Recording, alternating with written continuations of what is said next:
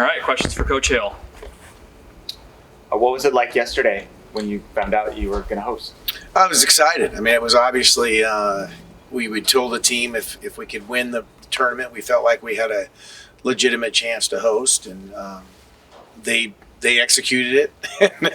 So we obviously felt like we deserved to, but we know how this works, and you never know. So when the word came out, and we were obviously the last because we were the T after Stillwater. So yeah, it was exciting.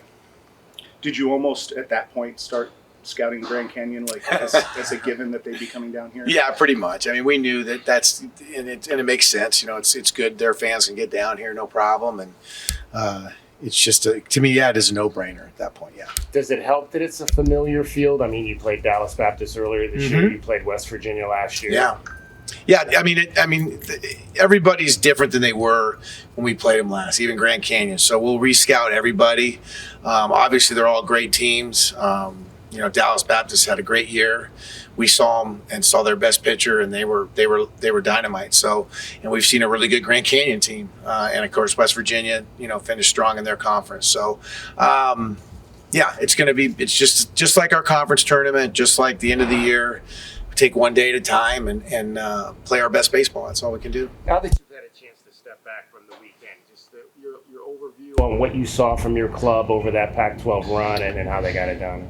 Well, like I told them before the selection show, I'm just really proud of them. I mean, you know, at some point, whether you're a head coach of a college team, high school team, manager in the major leagues, you know, you step back and just let these guys go. I mean, they just played good baseball, and obviously, you know, to win the tournament against USC, things didn't start the way we wanted them to. I mean, we were no hit for 6 innings and didn't play great defense, and these guys just find a way, you know. So whatever the situation, I trust them, and our pitching's been great all year, and we'll lean on that, and we'll scrap to score runs and see how it goes. Does the karma of how you won the regular season in walk-off fashion and then the excitement in Scottsdale, does that carry over? I just think guys feel like they're never out of a game. You know, that's the best feeling for a team is if things aren't going well, or you're down in the 8th or down in the 9th, you know you can score some runs and come back and win a game, and then your pitching will be able to hold it and hold that line. You know, if you're down early, that's another good feeling for them. They know that, hey, you know, if it's Walty or Candiotti or Kent, they're going to be able to hold it close enough where we can get them.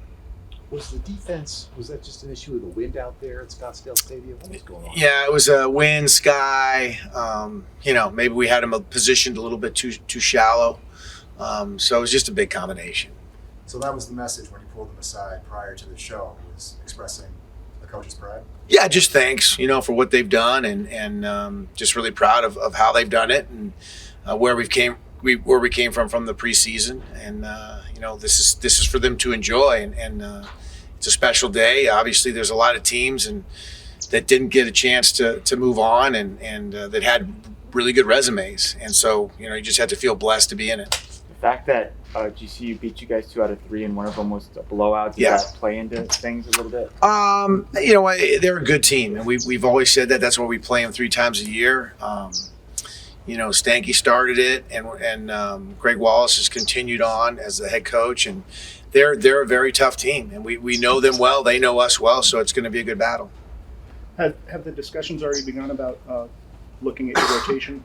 Yeah, we have not begun them, no. But we will talk about who will pitch and when and matchups and all those different things. So we'll look at that. What have you looked at in terms of Jackson, like these last 4, maybe where some of the inconsistencies are and what he's doing out there? Yeah, I think some of his confidence. You know, we watched him pretty carefully in the conference tournament against Cal, and just there wasn't the conviction that he's had most of the year. And I think Kevin and John will look at some video, and Kevin will get him to get back to where he was, and his arm's good. Obviously, the velocity was fine. Just has to execute pitches better. Do you have 30 on the roster for? No, I think 27. 27. Yeah, 27. Okay, so you have to make decisions when it comes to those availabilities of potentially injured guys. Yeah. When do you have to have it set by? Yeah, I believe by Thursday. Okay.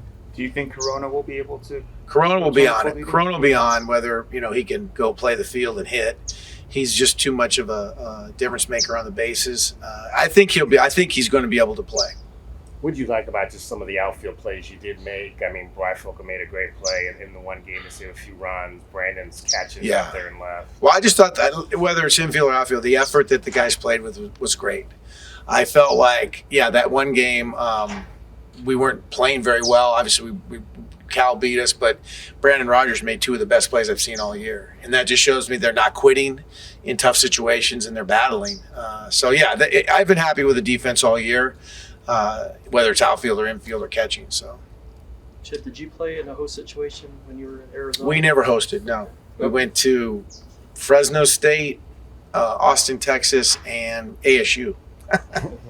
So what kind of advantage is it to have this here other than the crowd, and just what kind of advantage does that give you? Well, we're just used to it. We can sleep in our own beds. We get to, use our weight room. We get to do things that we're used to doing at home. I think, obviously, hopefully the weather will help a little bit too. GCU has played here. West Virginia played here last year. I don't think Dallas Baptist has. Right. The dimensions, the way you have to play in the outfield, balls dropping in front of it. How much of an advantage is that? Just knowing how the park plays. Well, I think, like you said, GCU is very used to our ballpark. They've played here 3 times in the last year. All these guys have been here for a while, so that's probably not going to be much of an advantage with DBU. And like you said, West Virginia's been here, so I don't think it'll be as much of an advantage as it could be with 3 other teams that had never been here. You might not face them, but you might. West Virginia with J.J. Weatherford, Right. who kind of had his coming out party here last year, burst on the national scene. What kind of player is he? No, he's great. I mean, we had Brazana here, and Weatherhold will be in that mix for the top pick or the top 10 picks. So it's always great to have great ball players come into your place and your fans get to see them. And I think it's exciting and it's a challenge for our pitchers. Do you guys feel like you're a different team than the team that faced Dallas Baptist earlier this year? Oh, yeah, for sure. In what ways? For sure. We just grown a lot. We've figured out our lineup a little more. We've had a lot more guys contribute. And we've got our bullpen sort of set. So they're a very good team. Obviously, winning their league. And, we know their coaches really well. So it's fun to have them here in Tucson. And hopefully we get to play them. You were hopeful of getting a top 16 seed after winning the tournament combined with the regular season. It made sense, but some of the metrics did not suggest that would happen. Were you at all surprised that the committee decided to give it to you guys? I'm a little bit surprised, but I think it makes sense. And sometimes, that like you said, the metrics maybe didn't make sense, but when you look at it, conference champion, conference tournament champion of a power conference, I think, they just made sense of that. So I think I'm not as surprised maybe as most people were because of what we've done and what our body work. Considering the projections for this team coming into it, Right. What you've accomplished to this point, is this already considered a successful season, or does it need more results from this point? No, we need to keep winning. We talked about it when we started the conference tournament. We're in the playoffs. We're here to win. When it's all said and done and the season's over, we'll look back at certain things. But as we stand right now, we need to keep winning. Yeah, beginning of the season schedule was pretty hellacious. Yeah. You ended up with the number 1 ranked non-conference strength of schedule in the country. Right. What benefits did that? Well, have for it you? was huge. I mean, we went to USD and played a really good team and sort of got punched in the face and understood, hey, we need to get better. And then went out to Frisco and it was the same deal. And even Northeastern to start the year was a good team, and we won 2 out of 3. That's just the way it is. I will always try to schedule the best preseason to get these guys ready, and that's part of the college experience. We're trying to give these guys the best experience. We're not going to just not play. We're not just going to go out and play teams that we know we can beat. We want to challenge ourselves, and because our goal is to be the best team we can in the conference. Obviously, winning both the Pac-12 regular season and tournament, but you think that scheduling was the ultimate maybe deciding factor in you guys getting this regional here? It probably was, yes. Have you ever been on a team that has had this many walk-offs that you can recall? I think most teams that get to the point of get into a playoff situation, whether it was the minor leagues managing or being on with the Washington Nationals in the World Series in 2019, you have a bunch of those type of things because that's when you start to go, wait a minute, things might be special with this group.